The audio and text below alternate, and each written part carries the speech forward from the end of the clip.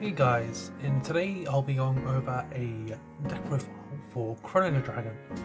So thanks to the indirect support from Set 2 and both Festival Collection, Chronojet has been blessed with a very strong early game, better than it ever has had before, and can also transition into a very strong first strike turn. So with that out of the way, let's jump into the profile. So first we have the right line, the 0, the 1 switches for the crest. With the 2, when Chronojet Dragon is placed over the grade 2, you can still +1, so it's for a grade 3. Then with the Chronojet Dragon, which is first skill, when you're on GB2, when it attacks, it's +5k, and your opponent can call grade 1 or greater cards from the Anti-Guardian Circle. And then it has the second skill, that auto, when you unit stride during your turn, you can count on +1. Choose one of your opponent's regards and put them on the deck. So that's the right line. Now going into the grade 3s. We run 2 copies of Belly and then 2 copies of Chronojet Dragon. The Belly you can change from the Tercio if you have it. This is straight out of from the deck set. So the skill is when it's discarded during your turn, like a stride, you can draw a card. And then it's first skill, which never really comes up, but during your turn, if any player's regal was put on the deck this turn, this unit is plus 2 power. And the reason why we run 2 Chronojets is for the next stage, since the next stage requires you to discard a Chronojet. Alrighty, going into the grade 2s. We've got 1 copy of Servo Crashia, we have 3 Gigo with Epical Leaping, we have 4 copies of Upstream, and then 4 copies of the Forward Reverters. So Crashia is a great card, big stick which is searchable thanks to your Fate Rider. It's really strong on your first stride turns, as you can essentially get up to 30k thanks to it being able to put in your card you discard for your stride fighter, and you can potentially even hit higher numbers depending if you give it 5k from Fate Rider. So overall, very strong grade 2.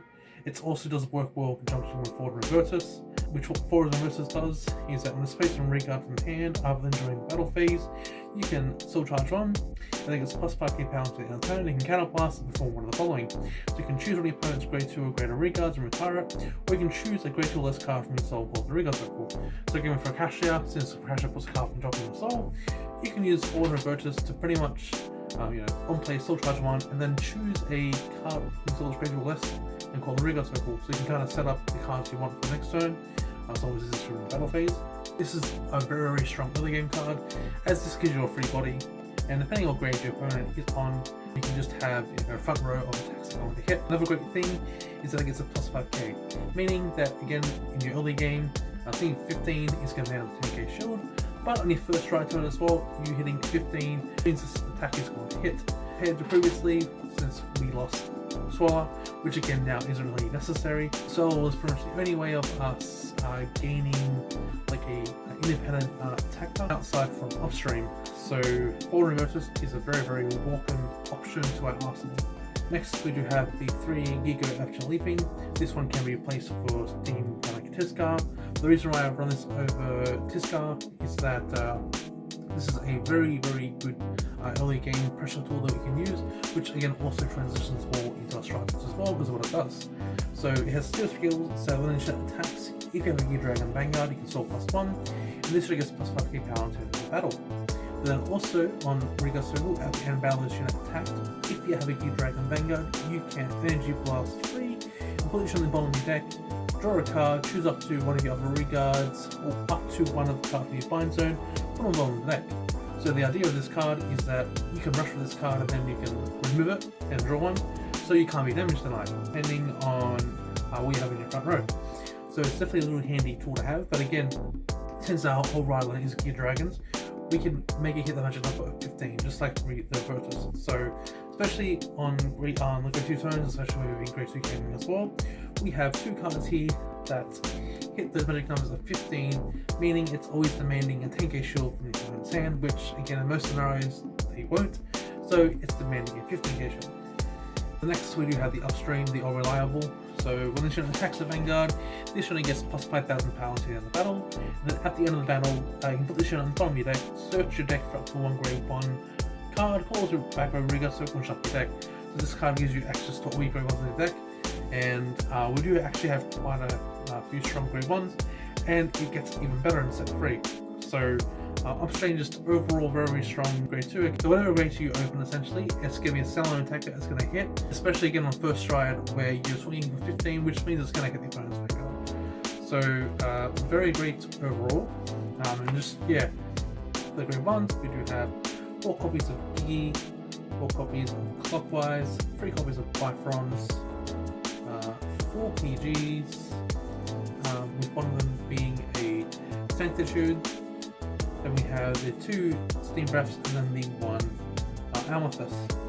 So both Gigi, Bifrons, and Clockwise are really good early game pressure tools, especially if we're going second.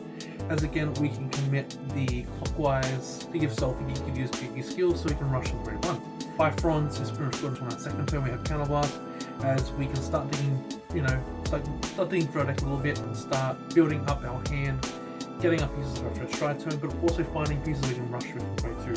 So really strong. So what the Bifrons does is when it's placed on Regal from hand, you can Counterblast 1, pull the top 3 cards of your deck, choose a card from among them, put it into your hand, choose a card from among them, put it into your Soul, and discard the rest. Again, this helps Soul for Gigi here. So what Gigi does is when you choose place in Regal Circle, if you have a Chronojet Dragon Crest, you can Soul pass 2, draw a card, and if this unit is placed by the card's ability, it gets plus 5 power. And then we have the Clockwise here, where it has 2 skills. So when it's placed in Regal Circle, if your Vanguard's grade is less than or equal to your opponent's Vanguard's grade, you can still charge 1 and it gets plus 2. And then Regal Circle on the drop, when your other card is discarded from hand during your turn, you can energy blast 3 with this card, choose one of your discarded cards and turn it to your hand. So we'll go over Clockwise a bit, as again, these kind of self-explanatory, place sort of plus 2 drawn. So first of all, if we're on the same grade as the opponent's Vanguard, it gets to Soul Charge 1 and gets plus 2. This means this is a 10k beat stick if we're against, again, a grade 2 Vanguard. So this is a strong standalone attacker in the early game. Another great thing about it is that it has the ability that when you discard a card during your turn, you can energy blast 3 and remove this card to add the removed card to hand. So this works really well with our next stage, but it also works well when we're discarding cards for strides, also discarding it from our right deck. So very versatile grade 1, really strong in the early game too, when need be, and it has a lot of utility when it comes to discarding cards. Next we do have 2 copies of Steam Breath Dragon. So it has 2 skills, continues from hand while you're paying the cost for stride. This card may be discarded as a grade 3, and then act in the hand. If you have a Chronojet Dragon Crest, and discard this card, search your deck will drop up to 1 grade 3 card Chronojet card name, it'll put into your hand, and if you search your deck, drop your deck. So this can help us deck in and search for our Chronojets from our deck. We have them in the deck, we'll also search and drop, but it's just another form of stride fodder in the deck. So we have a total of 6, which I think is a good number in regards to stride fodders altogether. Next for our PGs, we run the Run Sanctitude, as again, it's very handy against other stride decks. It's also handy against grade 4 decks, so it's kind of self-explanatory for that. And then PGs is the PGs. And then the last card we have is the Amethyst. So when it's just placed on Rearguard or Guardian Circle, you can put a total of 2 cards from Soul or Drop that were in the right deck into the right deck face up, and perform either of the following according to the circle this unit is on. So if it's on the Regal Circle, you get the counter charge 1, and then if it's put on the Guardian Circle, it gets plus 15k shield to the battle. So Amethyst, we're mainly using for the counter charge. When you need on-demand counter charge, Amethyst is there to help us out. And that's essentially the reason for our grid lineup. So as you can see, we have some really solid cards that we can use in the early game, so we can push pretty hard on both our first turn, second turn, third turn, which should be our stride turn, if not, on our Chronojet, and then when we actually get to our stride turn, our stride turns. And pretty much a lot of these cards also transition really well into our first stride turns. So Bifront does really well, same as a Gigi, same as Clockwise. All their grade 2s transition really well on our stride turns, so just overall extremely synergistic, which is what we want. So for our triggers, we have the 1 OT, 8 crits, 3 fronts, and 4 heals. So there is also As a bait, you can also run purple OT.